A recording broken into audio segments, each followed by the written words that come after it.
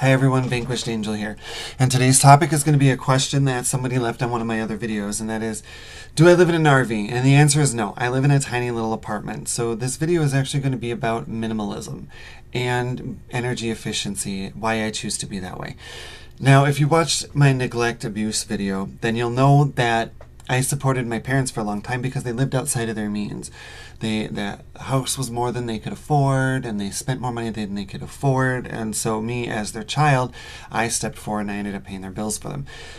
This made me think, and it made me plan, and it kind of taught me to be a minimalist because I didn't see all the stress of why waste your time with things you can't afford. Why go that far? I mean, why don't you just adapt? You can't afford it, so you don't need it. Like they always drove conversion vans, but they never had the gas to move the thing. So why have a conversion van? You can't really drive anywhere. It serves no purpose. And that's kind of my thought on it. So I go the other way. I'm a minimalist. I can afford a bigger apartment. I don't want one. Why? I got this one. This one's fine. And I think as a society, we spend too much time on, especially in America, more is better and bigger is better. We always want more of stuff, more stuffed animals, more of this, more of that, more cars, more, and it's like a status symbol. It almost defines who we are. We need to have the bigger house and the bigger vehicle and the bigger all of this stuff, and I don't want it. And I'm possibly the weirdest person in America for being that way, but I have two jobs. I have a full-time job. I have my insurance. I take care of special needs young adults in sort of a group home or independent apartment setting. And then my other job is a massage therapist. I'm good to go. I can afford more. I choose not to. And it's a lifestyle choice for me, and I think it's a responsible one. I'm also an energy freak, so I will be eventually making videos on that. I believe it's not our responsibility, but I just believe it's a smart move just to be energy efficient to begin with. Why have 16 lights in a room where you only need one? Why drive this big bad SUV to look big, bad, and tough, grr, or like a lot of people in my small area have to drive a big truck to look country? It's a status symbol. You're basically spending your money on a status symbol.